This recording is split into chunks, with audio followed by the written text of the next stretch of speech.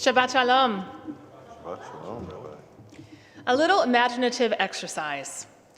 Think back to when you were little and try to remember the questions that you used to ask the adults around you. Where does God live? How do we see God? How did we get here? Maybe these questions would make the adults a little uncomfortable.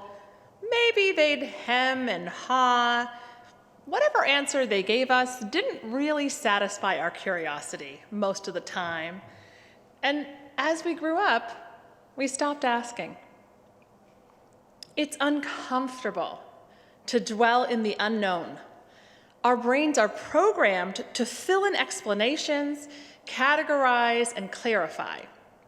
Questions about existence, about God, about the ineffable, make us dwell in the unexplainable. We might experience something of wonder and awe, but as rational thinkers, we can't easily articulate or make sense of such experiences. So we might stop asking about God and no longer ponder the ineffable until something shakes us up and turns us inward.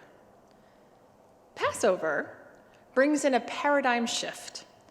Over this week, we've celebrated questions. We've connected ourselves with a narrative in which anything is possible. Frogs can rain down and shake off an evil regime. A sea can open up to create a path to freedom to foil pursuers. Anything is possible in this story. Freedom is faith. Freedom is putting one foot in front of the other and trusting in God.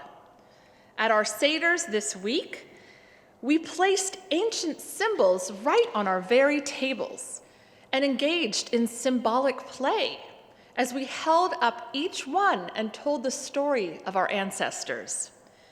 At the heart of this holiday is storytelling, imagination, and curiosity. We are invited to ask questions and play with possibilities and open our minds to experiences that we may not understand. At the Seder, we use the symbols of the story, matzah, the shank bone, the bitter herbs, charoset, as a way of helping us to imagine the past. We hold up the matzah, imagining that this was the very kind of bread that the Israelites carried on their backs while fleeing from Egypt. We mix our lived experiences with our imagination of the past. We fulfill the obligation that we should feel as if we too were in ancient Egypt, redeemed from slavery by God. We cannot get there without imagination, without narrative. A similar paradigm shift is illustrated in Frederick, a beautiful children's book by Leo Lionni, and it goes like this. Along an old stone wall by a meadow, a chatty family of field mice had their home. But when the farmers moved away, the barn was abandoned and the granary stood empty. Winter was approaching, and the little mice began to gather corn and nuts and wheat and straw. They worked all day and all night, all except Frederick. "Why don't you work?" they asked him. "I do work," said Frederick. "I gather grass and sun's rays for the cold, dark winter days." When they saw Frederick sitting and staring into the meadow, they said, "And now, Frederick?" "I'm gathering colors," answered Frederick simply, "for winter is gray." And once, Frederick seemed to be half asleep. "Are you dreaming, Frederick?" they asked reproachfully. But Frederick said, "Oh no, I'm gathering words, for the winter days are long and many." The winter days came, and when the first snow fell, the little mice took their hideout in the stones. In the beginning, there was lots to eat, and the mice told stories and were a happy family. But over time, they had nibbled up most of the nuts and berries and straw and corn, and it was only a memory, that food. It was cold, and no one felt like going out to look for more food. Then they remembered what Frederick had said about the sun's rays and the colors and words. "What about your supplies, Frederick?" they asked. "Close your eyes," said Frederick. "Now I send you the rays of the sun. Do you feel how their golden rays glow?" And as Frederick spoke of the sun, the 4 little mice began to feel warmer. Was it Frederick's voice? Was it magic? "And how about the colors, Frederick?" they asked anxiously. "Close your eyes again," Frederick said. And then he told them of the periwinkles, the red poppies, and the yellow wheat, and the green leaves of the berry bush.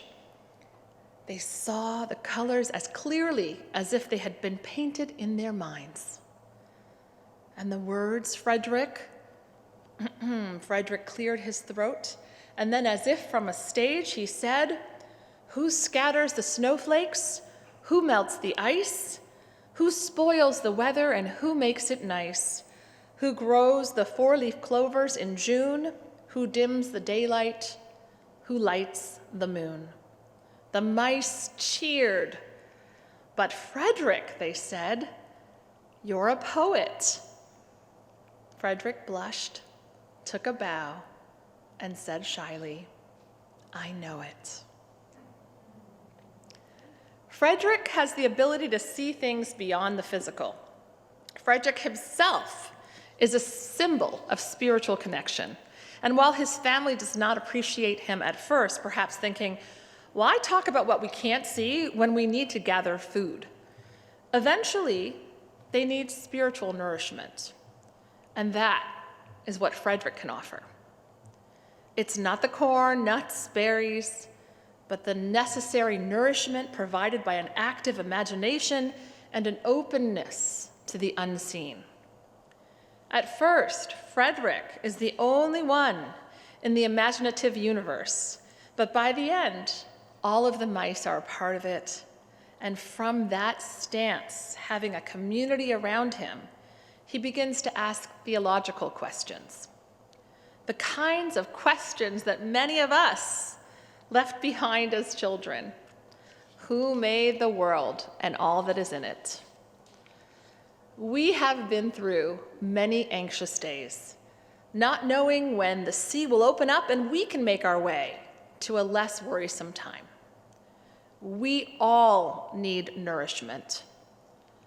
Matzah represents 2 things at once: our affliction and our freedom. I remember last year, many people joked, "Why do we need to observe Passover this year when we are kind of living through a plague?" And I've heard the same sentiment said this year as well. But I think that it's more important than ever to celebrate it, to remember that redemption is always possible, and to have the space to ask the questions that we often push to the back.